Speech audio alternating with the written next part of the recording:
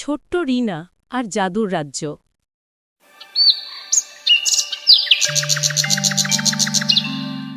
রিনা, তুমি কি আজকে পড়াশোনা শেষ করেছো? না মা, আজ খেলাধুলার পর পড়া শেষ করব। রিনা প্রতিদিন দুপুরবেলা জঙ্গলে প্রজাতি খুঁজতে আসত। সে প্রজাপতি খুব পছন্দ করত। এই প্রজাপতি দেখতে একটু আলাদা রকম লাগছে কেন? এটা কি প্রজাতি নাকি অন্য কিছু? বাঁচাও! এটা আবার কে?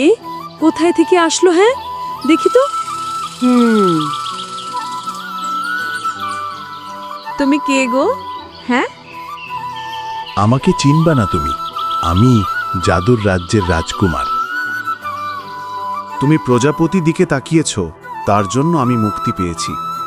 বলো, তুমি কি চাও আমার কাছে থেকে? না রাজকুমার, আমি কিছু চাই না। আমার বাসায় যেতে হবে, আমার মা আমার জন্য অপেক্ষা করতেছে।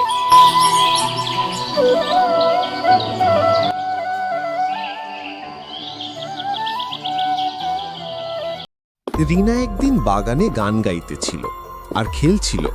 হঠাৎ, এই মেয়ে, শোনো, তোমার সাথে আমার কিছু কথা আছে। কে কে ডাকছে আমাকে? কই? আমাদের রাজ্য শুকিয়ে যাচ্ছে, কারণ এই প্রজাপতি হারিয়ে যাচ্ছে। যদি তুমি সাহায্য করো, প্রজাপতি আবার আলো দেবে। আমি কি পারবো? আমি তো ছোট।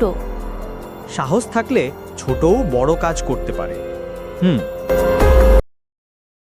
রিনা তার একটা ভূত বন্ধু কাছে সাহায্যের জন্য যায়।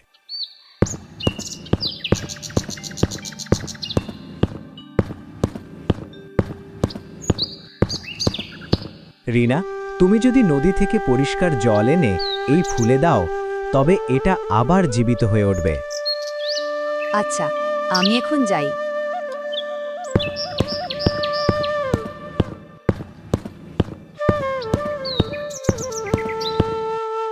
তার পরের দিন রিনা নদী থেকে পানি নিয়ে আসে, তারপর ফুলের গড়ায় দেয়।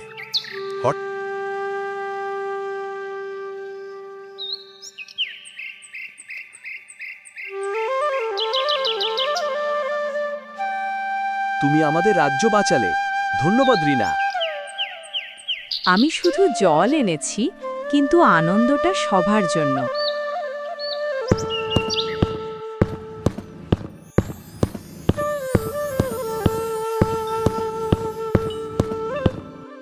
কোথায় ছিলে মা?